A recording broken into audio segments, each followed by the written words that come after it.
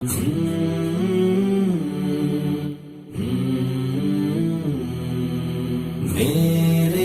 مولا میرے مولا میرے مولا.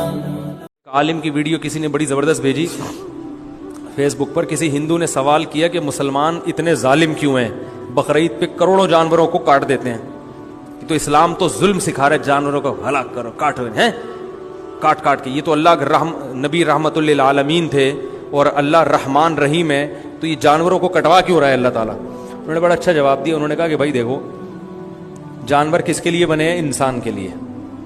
تو ان کا کاٹنا ہی مقصد ہے, ان کو باقی رکھنے کے لیے پیدا فارمی مرغی کیوں بنی ہے؟ اگر یہ کاٹ کے کھانا چھوڑ دو تو فارمی مرغی کو جو کچھ کھلایا جا رہا ہے اس کے 6 مہینے میں اس کو گن پوائنٹ پہ اتنا بڑا کر دیتے ہیں, تو یہ خدمتیں نہیں ہوں گی نا فارمی مرغی کی. تو انہوں نے کہا یہ سب انسان کے لیے بنے ہیں, انسان کے کھانے کے لیے پینے کے لیے. انہوں نے کہا اگر یہ کاٹنا ظلم ہے تو پھر ان پہ سوار ہونا بھی ظلم ہے, ان کی پرمیشن کے بغیر. ان کا دودھ نکال کے پینا بھی, بھائی آپ گائے کا دودھ نکال کے پیتے ہو, پرمیشن لیتے ہو کہ میڈم آپ کے بچے کو اتنا دودھ چاہیے, اس کے علاوہ زیادہ ہے تو اگر آپ اجازت دیں؟ کوئی اجازت لیتا ہے؟ بلکہ اگر وہ لات مارتی ہے تو پاؤں باندھ کے, اور ہندو بھی یہ کرتے ہیں, ہندو بھی زبردستی نہ چھوڑتے ہیں اس کا دودھ. وہ بول سکتی ہے کہ بھائی یہ دودھ میرا ہے, آپ کا نہیں, کیوں لے رہے ہو؟ کسی کے فریج میں سے آپ دودھ کا ڈبہ بغیر پرمیشن کے اتار کے لے آئے تو کتنا بڑا ظلم ہے نا. بھینس کو نچوڑ کے اس کی ایسی کی تیسی کر دی بیچاری بھینس کی, ہڈیاں نکل آتی ہیں اس کی تھنوں سے. اور گدھے پہ سوار ہو جاتے ہیں, تو بھائی گدھے پہ سوار ہونا بھی چھوڑ دو. گدھے سے پوچھا آپ نے کبھی سوار ہونے سے پہلے؟ جب بھی پوچھو گے وہ یوں کرے گا. حقیقت ہے, گدھے سے پوچھو وہ ایک دم بولے گا نہیں, بالکل نہیں. تجربہ کر کے دیکھ لیں, فوراً گردن ہلائے گا, بولے گا بالکل نہیں. لیاری میں دیکھو گدھوں پہ لوڈ کتنا ڈالا ہوا ہے, پورے سریے ہوتے ہیں نیچے تک. تو یہ ساری چیزیں جو ہیں گدھے سے پوچھ کے ہو رہی ہیں. تو اگر ناجائز ہے تو گھوڑے کی پشت پہ بیٹھ کے اس کو دوڑانا بھی ناجائز. اس کو چھوڑ دو, اپنی زندگی گزارنے دو. تو اتنے سارے کام تو بھائی آپ بھی کر رہے ہو, تو اگر ہم نے کاٹ کے کھا لیا تو کیا ہے؟ تو ظلم.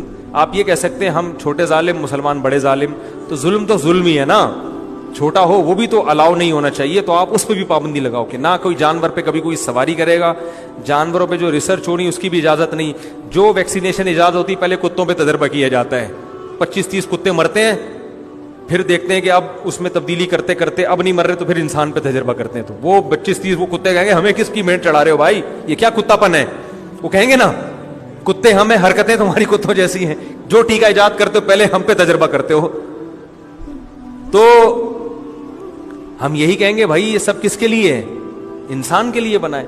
تو اتنا پروٹوکول اللہ نے انسان کو دیا, تو خدا کی قسم انسان کا مقصد نائٹ کلب نہیں ہے, شراب کباب نہیں ہے, لڑکیوں سے دوستیاں, عیاشی, لائف کو انجوائے کرنا یہ نہیں ہے.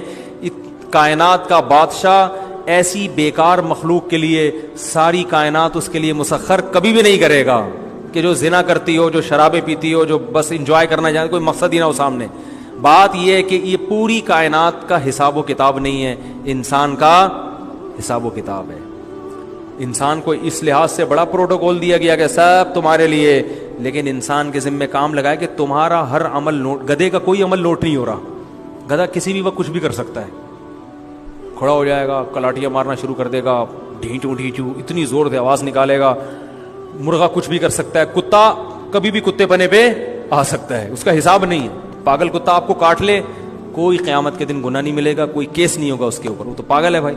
بلکہ جو پاگل نہیں بھی ہو وہ بھی کاٹ لے تو کوئی کیس نہیں ہے.